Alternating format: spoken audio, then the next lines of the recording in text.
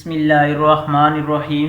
Biology first year chapter number 2 हम पढ़ रहे थे बायोलॉजिकल मॉलिक्यूल्स। अपने पिछले लेक्चर में हमने डीएनए के बारे में पढ़ा कि डीएनए क्या होता है, डीएनए की प्रेजेंस क्या है और डीएनए की स्ट्रक्चर के बारे में पढ़ा था। आज का हमारा टॉपिक है आरएनए। आरएनए के हम डिफाइन करेंगे कि आरएनए क्या चीज़ है। उसके बाद हम आरएनए की प्रेजेंस के बारे में पढ़ेंगे कि आरएनए मौजूद कहाँ पे होता है, अगर सेल के अंदर या ऑर्गेनिज्म के अंदर मौजूद है। और उसके नेक्स्ट हम पढ़ेंगे कि आरएनए जो है इसकी कौन कौन सी टाइप्स हैं और कॉन्जुगेट मॉलिक्यूल्स के बारे में आज हम डिस्कस करेंगे। तो सबसे पहले हम डेफिनेशन को पढ़ते हैं। डेफिनेशन क्या है आरएनए की? RNA are the polymer of ribonucleotide. जब बहुत से राइबोन्यूक्लियोटाइड आपस में क्या करते हैं, कंबाइन होते हैं, मिलते हैं, तो एक पॉलीन्यूक्लियोटाइड बनता है। और इस राइबो पॉलीन्यूक्लियोटाइड को हम क्या कहेंगे? आरएनए कहेंगे। दूसरे नंबर पे हमारे पास प्रेजेंस की बात आती है कि आरएनए मौजूद कहाँ पे होता है। तो आरएनए कहाँ पे मौजूद होता है? न्यूक्लियोलस ऑफ न्यूक्लियस के अंदर मौजूद होता है।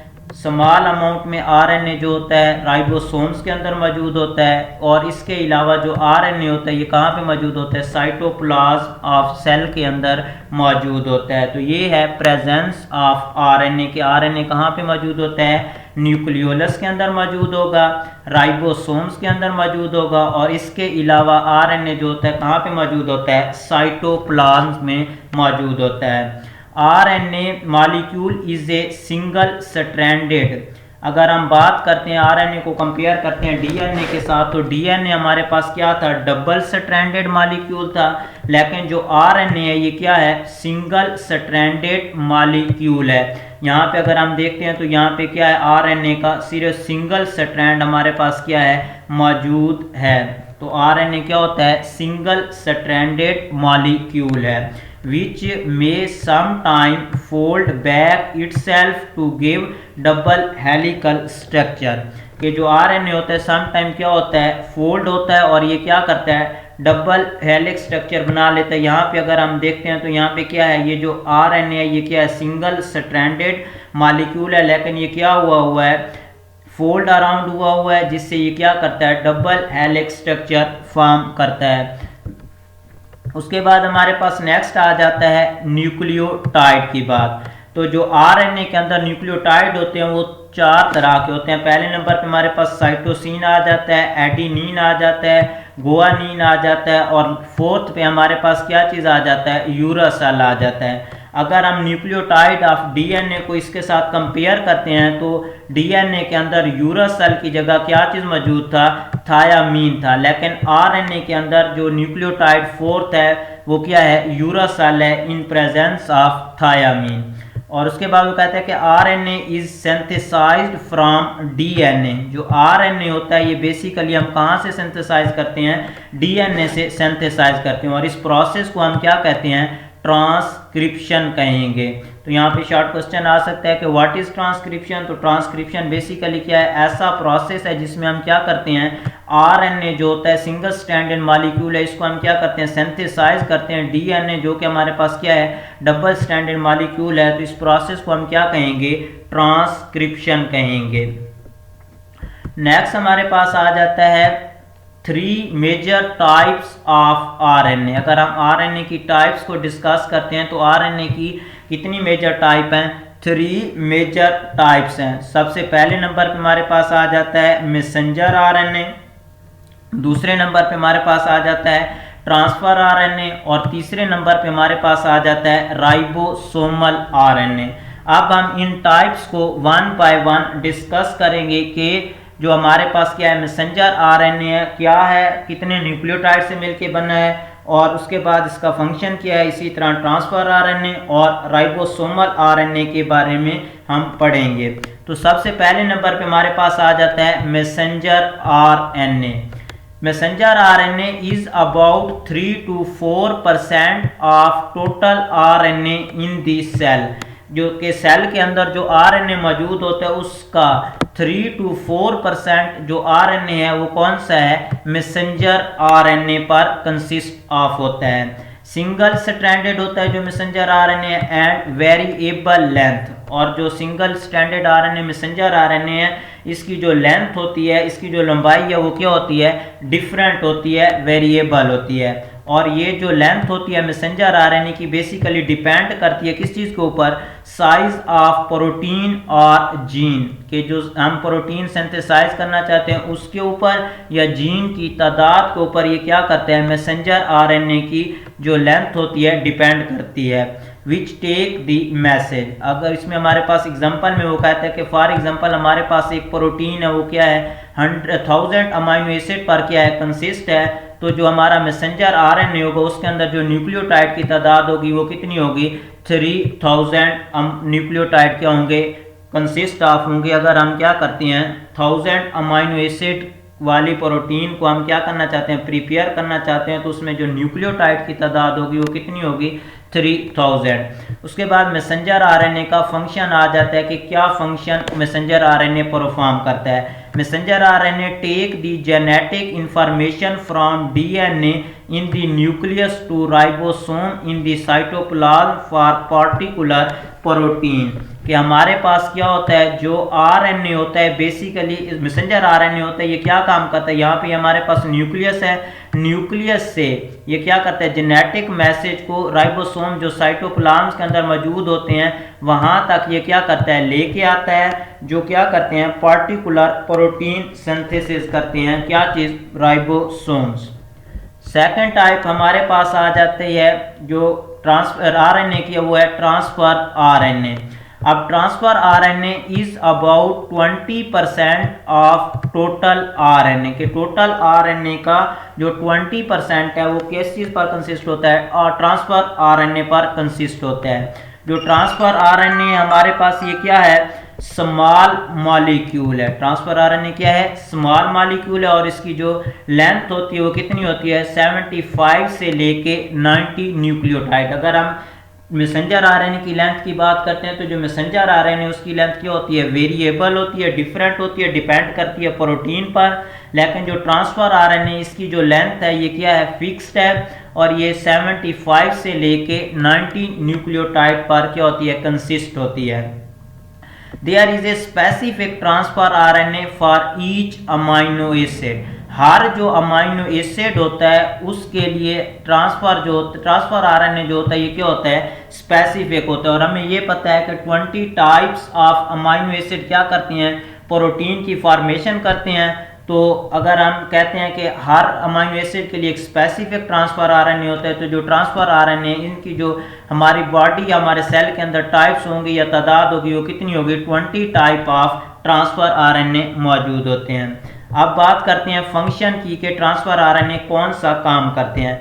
ट्रांसफर आरएनए क्या करता है, पिक करता है स्पेसिफिक अमाइनो एसिड को and transfer them into ribosome, कि ये क्या करता है, साइटोप्लाज्म से स्पेसिफिक अमाइनो एसिड को पिक करता है और उसको कहाँ पे ले जाता है, राइबोसोम्स पे ले जाता है, where they linked with each other to form protein, जहाँ पे ये जो अमाइनो एसिड होते हैं ये क्या करते हैं, एक दूसरे के साथ लिंक्ड बनाते हैं, लिंकेज बनाते हैं, जो कि हमारे पास क्या है, पेप्टाइड बॉन्ड या पेप्टाइड लिंकेज फॉर्म करते हैं, और इससे क्या होती है, प्रोटीन की सिंथेसिस होती है। थर्ड टाइप हमारे पास आ जाती है आरएनए की, राइबोसोमल आरएनए।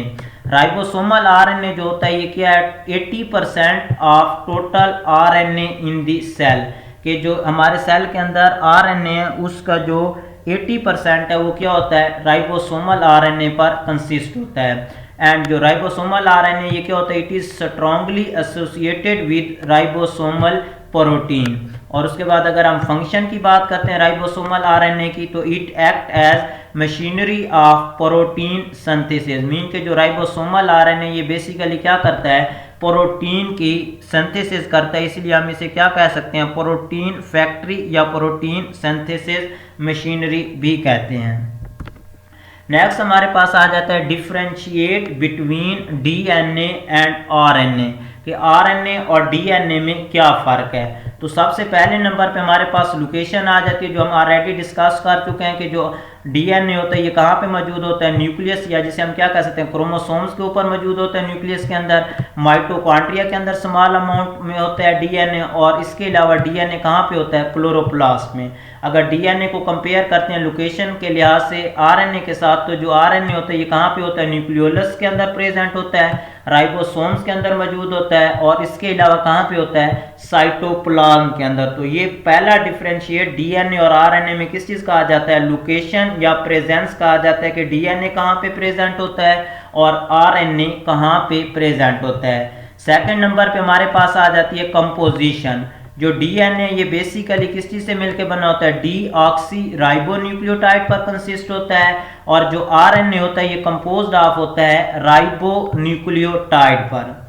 नेक्स्ट हमारे पास आ जाता है शुगर, क्योंकि जो डीएनए या आरएनए इनके अंदर 5 कार्बन शुगर मौजूद होती है, जो कि हमारे पास राइबोज है।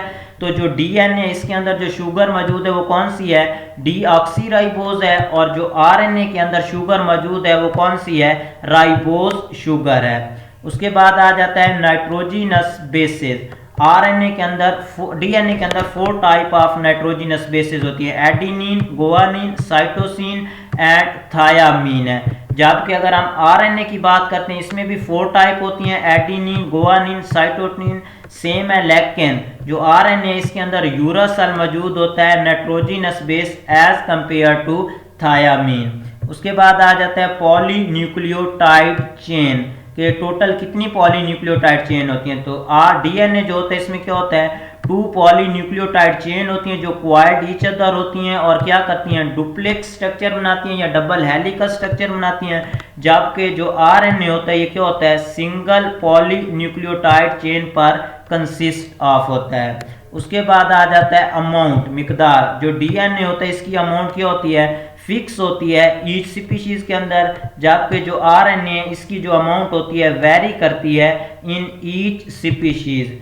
मीन के इसकी जो अमाउंट है जो आरएनए के ये डिफरेंट ऑर्गेनिज्म में एक स्पीशीज के अंदर डिफरेंट होती है, लेकिन जो डीएनए है इसकी जो अमाउंट होती है एक स्पीशीज के अंदर जो ऑर्गेनिज्म होते हैं उनके अंदर क्या होती है, फिक्स होती है। तो ये हमारे पास था differentiate between DNA and RNA, के आरएनए और डीएनए में क्या फर्क है।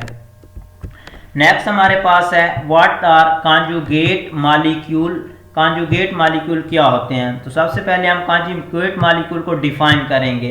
2 different molecules belongs to different categories, के 2 ऐसे मॉलिक्यूल जिनका ताल्लुक क्या होता है, डिफरेंट कैटेगरी से होता है, क्या करते हैं, usually combine together to form conjugate molecule. कि कॉन्जुगेट मॉलिक्यूल ऐसे मॉलिक्यूल होते हैं जो क्या होते हैं, 2 मुख्तलिफ किस्म के मॉलिक्यूल के मिलने से बनता है, इसे हम क्या कहते हैं, कॉन्जुगेट मॉलिक्यूल कहते हैं। और जो कॉन्जुगेट मॉलिक्यूल्स होते हैं इनका कोई भी लिविंग ऑर्गेनिज्म है उसके अंदर क्या होता है, स्ट्रक्चरल रोल होता है, और उसके साथ साथ ये जो कॉन्जुगेट मॉलिक्यूल होते हैं कोई भी ऑर्गेनिज्म या सेल है उसके अंदर क्या काम करते हैं, फंक्शनल रोल भी अदा करते हैं। अब इसमें एग्जांपल में हमारे पास कॉन्जुगेट की मॉलिक्यूल में ग्लाइकोप्रोटीन आ जाएगा जिसमें कार्बोहाइड्रेट और प्रोटीन मिलते हैं, तो ग्लाइकोप्रोटीन आ जाएगा। इसी तरह ग्लाइकोलिपिड है तो कार्बोहाइड्रेट और लिपिड कंबाइन होंगे तो ग्लाइकोलिपिड फॉर्म होगा। इसी तरह लिपोप्रोटीन है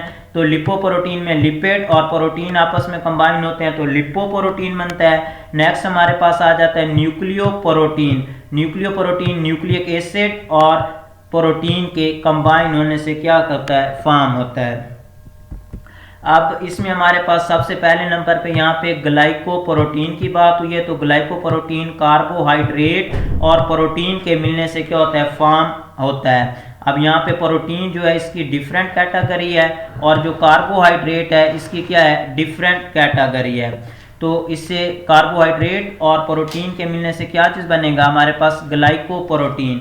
और ग्लाइकोप्रोटीन का क्या रोल होता है लिविंग ऑर्गेनिज्म के अंदर, तो सबसे पहले नंबर पे वो कहता है कि most of cellular secretion are glycoprotein, कि सेल के अंदर जितनी भी सिक्रीशन होती हैं वो किस चीज़ पर कंसिस्ट होती हैं, ग्लाइकोप्रोटीन पर। और इसके अलावा जो ग्लाइकोप्रोटीन होते हैं ये क्या है, स्ट्रक्चरल कंपोनेंट है किस चीज़ का, प्लाज्मा मेम्ब्रेन का। दूसरे नंबर पे हमारे पास आ जाता है ग्लाइकोलिपिड, जो कि हमारे पास एक क्या है, कॉन्जुगेट मॉलिक्यूल है। ग्लाइकोलिपिड जो होता है कार्बोहाइड्रेट और लिपिड के कंबाइन होने से क्या होता है, फॉर्म आउट होता है। और ये जो हमारे पास ग्लाइकोलिपिड है, इसका हमारी बॉडी के अंदर क्या है, स्ट्रक्चरल रोल है, और ये क्या करता है, प्लाज्मा मेम्ब्रेन की फॉर्मेशन में रोल अदा करता है। उसके बाद नेक्स्ट हमारे पास आ जाता है लिपोप्रोटीन। लिपोप्रोटीन लिपिड और प्रोटीन के कंबाइन होने से क्या होता है, फॉर्म होता है। और लिपोप्रोटीन का हमारे बॉडी के अंदर क्या है, structural framework of all type of membrane. और लास्ट पे हमारे पास आ जाता है न्यूक्लियोप्रोटीन। न्यूक्लियोप्रोटीन जो होता है न्यूक्लिक एसिड और प्रोटीन के कंबाइन होने से क्या होता है, फॉर्म आउट होता है। और ये जो न्यूक्लियोप्रोटीन है, इसका हमारी बॉडी के अंदर क्या रोल है, role in regulation of gene expression, कि जीन एक्सप्रेशन को ये क्या करते हैं, रेगुलेट करते हैं, क्या चीज़, न्यूक्लियोप्रोटीन। तो ये था हमारे पास कॉन्जुगेट मॉलिक्यूल क्या होते हैं, ऐसे मॉलिक्यूल होते हैं जो टू डिफरेंट मॉलिक्यूल के मिलने से बनते हैं, जिनका ताल्लुक डिफरेंट कैटेगरीज से होता है। और उसके बाद उसकी example with function. Thank you.